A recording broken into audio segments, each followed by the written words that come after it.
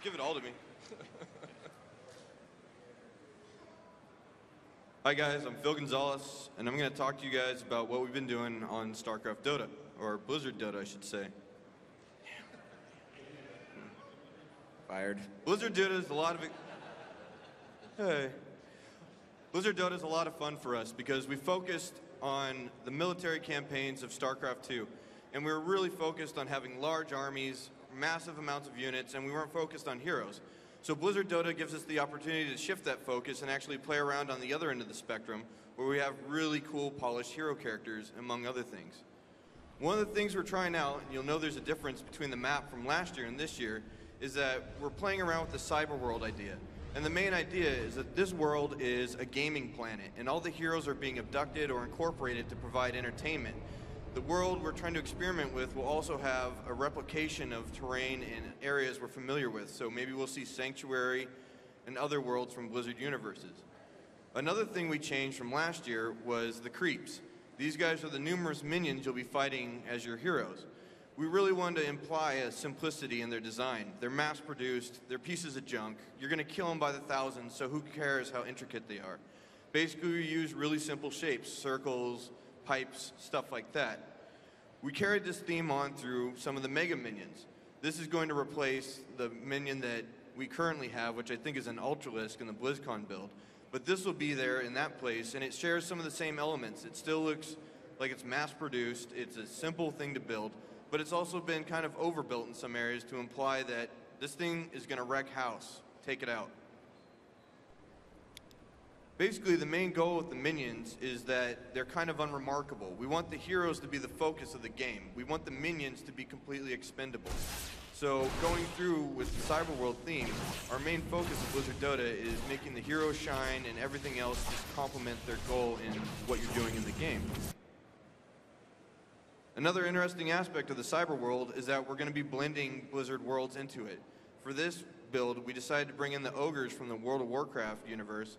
And so we have the mercenaries who have taken very quickly to the technology of the future, and they've equipped themselves with guns, armor, and the concept on the right, you'll see, is the Ogre King. It's not ready for BlizzCon yet, but he essentially is a gold pinata.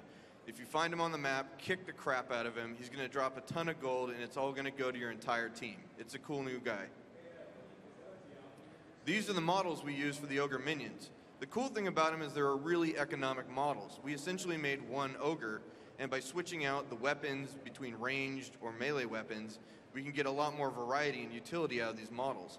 Another benefit is we have custom textures for each of these, and the textures make distinct differences on the models, such as tattoo patterns or even the completely different skin tone on the Ogre Mage. This is just a quick example movie, and if you're in the last panel you saw, the way the ogres work is they have camps around the map. And when you defeat them, they'll swear allegiance to your team, essentially replacing some of the mass-produced minions with sturdier, more honed fighters that will actually fight for you. It's pretty cool. And it takes a while. Just keep watching. It's hammer time. Man. This is the Goblin Shop. We knew that we were going to be redoing the item shop, and we decided what would be a good fit for an item merchant. Naturally, the goblins came to mind once again. They're prolific, they'll pop up anywhere, they're like cockroaches or whatever. So basically, they've taken over the cyberworld's merchant needs, and they haven't really adapted that much. It's still the same shoddy goblin construction we know and love. It's a fun piece, and it really adds a lot of flavor to the serious tone of the cyberworld. This is a concept for Lord Order. When we showed Blizzard DOTA last year, instead of Lord Order, we had a King Tower as the final objective. We decided we could add a lot more character to the game by adding Lord Order, implying he's more of a galactic overlord and that he's part of the acclamation of the heroes that are fighting. We wanted to give him really powerful, sweeping kingly gestures to imply that this guy is badass until he gets beaten up by 5 heroes. When we started developing Blizzard DOTA, we started with things we already had. Kerrigan was an ideal candidate. She appeared in Wings of Liberty, and she essentially already had every function we needed to start making heroes. We just simply adapted her by giving her more team color so she had a better read from the game view camera. We also started experimenting. The Dwarven Marauder is an ideal situation where we decided we could blend the Warcraft and StarCraft universe into this character. The Marauder proportions are really close to Dwarven proportions, and by adding weapons, the spears on the back and the helmet, we got a really interesting character that we blended up. And we're definitely going to try experimenting in appropriate places with this more often. Nova is a key example of something the designers were really interested in because they wanted to see a ghost character. They had a lot of ghost abilities already implemented, and they said, we're going to use a ghost. And as artists, we asked if we could implement something a bit more visually pleasing than the standard ghost we have in the Terran army. And you'll see in some other slides, we would like to use iconic characters whenever possible, even if we're defining a hero by a basic role. Tassadar is kind of an ideal example of this. The initial build of Tassadar, he was a sentry, just a regular old robotic sentry. Not that cool to look at, and we definitely liked the Protoss vibe. We thought, it feels Protoss-like, so let's pick a better Protoss character to represent it. Luckily, we had Tassadar from Wings of Liberty, and all we had to do really was make a new crest on his back to kind of make him look more epic. So now we have a new hero, Uther.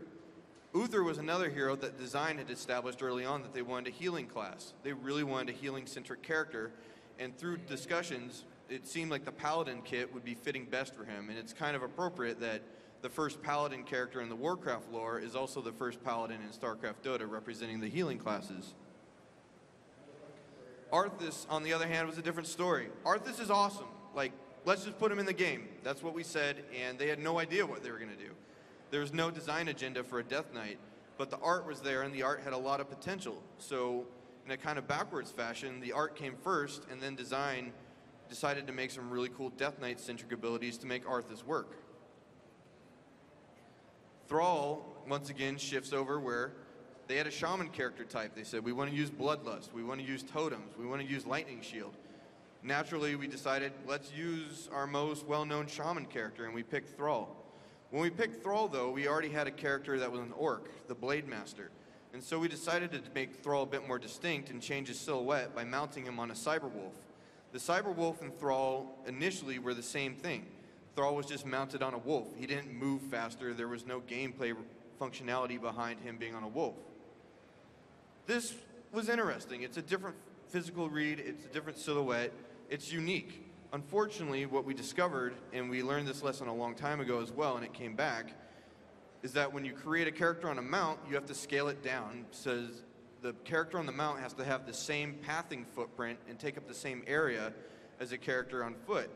The bummer is Thrall becomes very small. He doesn't look epic anymore. He doesn't look like a war chief. It doesn't feel like Thrall. Why should we use Thrall?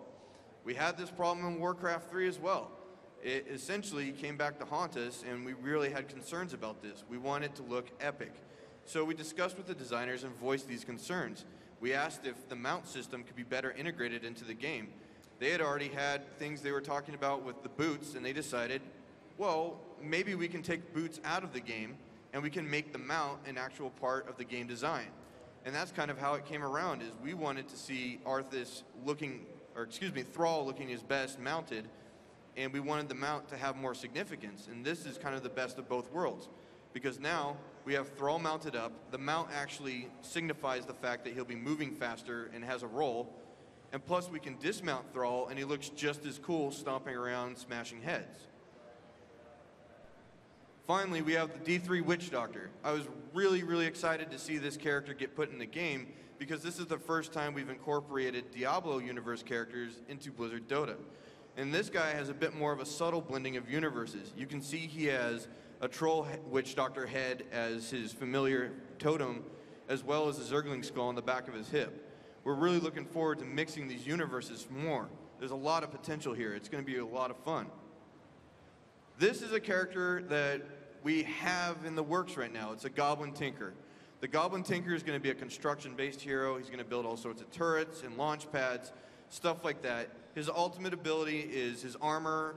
He jumps inside of it and it becomes a Goblin-style marine suit. It's going to be a lot of fun. We're basically making a Goblin SCV, and we'll see how it plays out.